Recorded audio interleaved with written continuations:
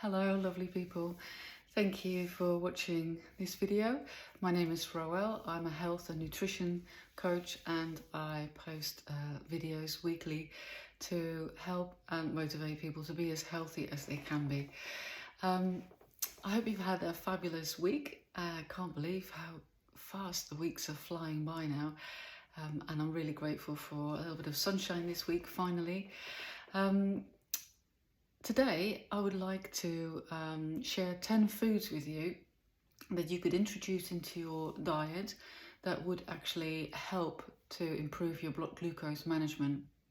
And before you switch off and think, well, it doesn't apply to me, I'm not pre-diabetic, I don't have higher than normal blood glucose levels, hang on, because this matters to everyone. You actually may have higher than normal blood glucose levels, but you don't know it, which is the case for many people. Or if you don't, then you want to avoid it, and including these foods in your diet will help to avoid you getting higher than normal blood glucose levels. And that's important, not just for your risk of type 2 diabetes, but for your health in general. I've mentioned this many times before. Your glucose levels and therefore your insulin levels, because that follows, the insulin level follows the glucose level, are having a massive impact on your health. If you have higher than normal blood glucose and insulin levels, then that can be linked to nearly every health condition under the sun. So we're talking high blood pressure, cardiovascular disease, kidney issues, obesity, and hormonal imbalances leading to PCOS, erectile dysfunction, gout, inflammation, autoimmune disorders, mental health disorders, your risk of Alzheimer's, dementia, Parkinson's. So it is a whole host of issues that you can help to avoid, or maybe even sort out by making some changes. Now today, I just want to mention 10 foods that will be great to add into your diet. So obviously, if you want to drastically reduce your blood glucose levels, there are many other things that you can do and steps that you can take. But for some people, they can be quite drastic and difficult. So if you're not in a place where you want to start doing that, but you want to start making some changes, or maybe your situation isn't that bad and you want to avoid getting higher than normal blood glucose levels, then you might find this helpful. Right, off we go. Firstly, I would say and a lot of these foods are good for you anyway, regardless of your blood glucose levels. Leafy greens are amazing, full of nutrition, obviously. But I'm talking, for example, spinach or kale or Swiss chard. And these vegetables are low in calories, which you might like. Personally, I'm not that bothered about calories, but if you are, then they are low in calories. They're very rich in fiber and a lot of nutrients as well. And all this can help to stabilize your blood glucose levels. It's important to remember that any food that has a high fiber content will be helpful for your blood glucose management, because it's the fiber that will reduce the impact of the food on your blood glucose levels. Right, I feel that this is one of these videos where we can do a drinking game. Every time I say blood glucose, you take a shot. No, don't do that. That's a joke. You'll be absolutely wankered by the end of this video. Number 2, berries. If you like fruit, then I would warn you that eating a lot of fruit can be an issue when it comes to your blood glucose levels because of the sugars in the fruit. So it's good that when you do eat fruit to choose wisely, and berries are a really good choice. They are relatively low on the glycemic index and, like most fruits, full of nutrients, antioxidants, fiber, and so they might help to keep your blood glucose levels under control. By the way, I'm not saying that you can't have any other fruits, but I definitely wouldn't have loads and loads of it. So make sure that you don't have more than 2 portions of fruit a day. And if you want to be really clever about it, then choose berries. And if you don't mind eating berries, that's not going to be very painful, I don't think. This one I've mentioned before already. Cinnamon is a really good spice to add to your food because it has a very leveling effect on your blood glucose levels. So it definitely helps to increase your insulin sensitivity as well. So that's how well your cells react to insulin, and therefore better blood glucose management will be the result. You can just add it to dishes that you're cooking. It's great in curries, in soups, really nice in chili con carne, also in breakfasts like Greek yogurt, if you add some cinnamon to it. You can also add it to drinks. If you add it to hot drinks, that's quite nice. Where were we? Number 4, nuts, raw nuts, almonds, walnuts, any nuts really. Provide healthy fats, protein, and that also helps to keep your blood glucose levels under control and slow down digestion. So that's how fiber works as well, because it slows down your digestion. It will help to reduce that impact on your blood glucose levels. Obviously, be a little bit careful with the nuts. Having earlier in this video said that I'm not that bothered about calories, obviously not to the point that I don't know that if you eat 6,000 calories a day and you don't move your backside, that you're probably going to put on some weight. I meant something different, which I might come back to in another video, that I'm just not that obsessed by calories. I think what you eat is way more important. But nuts is unfortunately one of these foods that you can easily overeat and consume a massive amount of calories. So just be aware of that. A handful of nuts would be a good portion size. Number 5, fatty fish, oily fish like mackerel, salmon, sardines are really helpful as well for blood glucose management. They're really high in omega-3 fatty acids, and these fats will help to reduce inflammation and improve insulin sensitivity, and therefore lower your risk of type 2 diabetes. So definitely recommend eating those maybe 2 times a week if you can, or more if you like.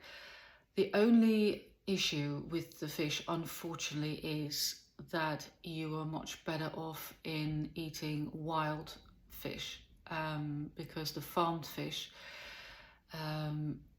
has a few issues around toxins. The way that that fish is produced is not helpful in terms of the end product, and can cause some problems. So it is better, if you're going to eat fish regularly, to eat wild fish. But wild salmon, for example, is really expensive. Not that easy to find either. But it's one of these things where you just have to make a choice, and maybe have less of it and get the best quality that you can. For some things it doesn't really matter, but for fish it can make a difference. So maybe head down to your fishmongers and try and get a smaller amount maybe, or if you're loaded, then get however much you like of the wild fish varieties. Number 6, coconut oil. Often vilified because of the fact that it's high in saturated fat. I'm not worried about saturated fat. And if you wonder why, then I really recommend a book called The Big Fat Surprise by Nina Teicholz. She explains really well why you really don't need to worry about the saturated fat in coconut oil. So again, I'm not going to go into that in this video, because I like to keep these videos fairly short, so you're actually going to watch them. So coconut oil contains medium chain triglycerides, and they can be really quickly converted to energy by your liver, and that could be helpful because it can help to provide a more stable source of energy quite quickly without causing significant sugar fluctuations, which, if you want a quick source of energy, normally you would have to get that from glucose, from sugars. But the medium chain triglycerides can give you that as well. And so coconut oil, it has some other health benefits as well, and I recommend using that. And yeah, the general advice is to go easy on the saturated fats. Like I said, I'm not that worried about it.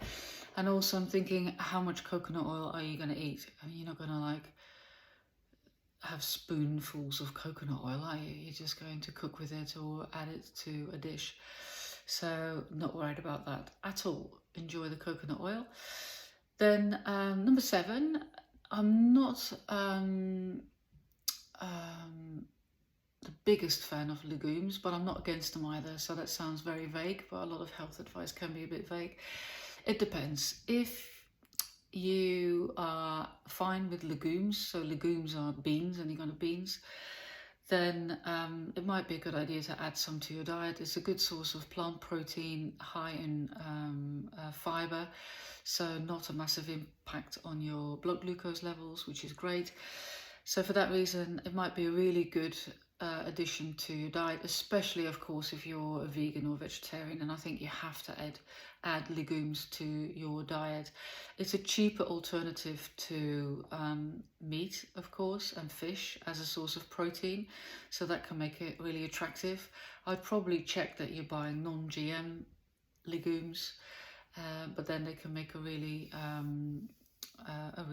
good part of your meal in protein, nutrients and fiber. Number 8, where were we? Garlic. Garlic actually contains compounds that can really help to improve your insulin sensitivity. So again, that is how well your cells listen to the insulin, open up to let the glucose out of the blood into the cells where it's used to make energy. And the compounds are allicin and sulfur, and that may improve your insulin sensitivity. And garlic also has a lot of other health benefits, so it's also tasty, I think. So feel free to add loads of garlic to your meals. Number 9, avocados. I know it's a bit sort of trendy, but they are full of monounsaturated fats, and that can help to improve your insulin function, your heart health, and it also contains a lot of fiber. There's a lot of fiber in avocado, so that will help then again to not have a lot of impact on your blood glucose levels. And the last one I want to mention is Greek yogurt. I'm a massive fan of full fat, obviously. Greek yogurt. Don't go for any of the low-fat malarkey products. I don't think you're doing yourself any favours by buying any low-fat products. So go for full-fat Greek yogurt, especially if it contains probiotics, because then you get those benefits from the probiotics that can really help to support a healthy gut flora, and that can really help with your insulin sensitivity as well. So I hope you got some ideas here. So have a little think about how you can sneak these foods. Well, you don't have to sneak it, actually. You can be quite open about it and add these foods to your repertoire. Stick them on your shopping list and think about how you could use these in your meals.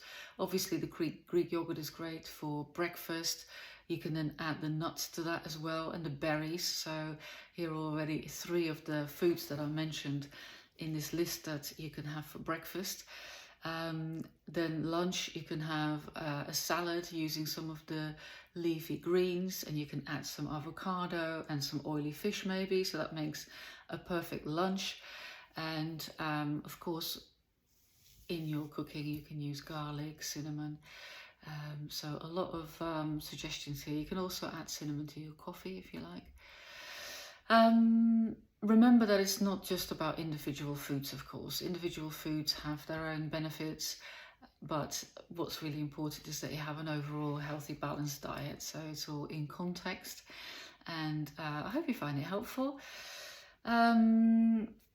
If you need any help, of course, let me know. Always happy to have a chat. And if you're wondering if you could be insulin resistant, so that means that actually you have a lot of glucose in your blood and you produce a lot of insulin to get rid of that glucose, and your cells are getting a little bit tired and they're not responding to that insulin very well. You may not know that you are insulin resistant because it's not always obvious, but there are some signs that can tell you that you probably are insulin resistant, and I bet that a lot of people are, and they just don't, well, I don't bet, I know that a lot of people are insulin resistant, but they just don't know it yet.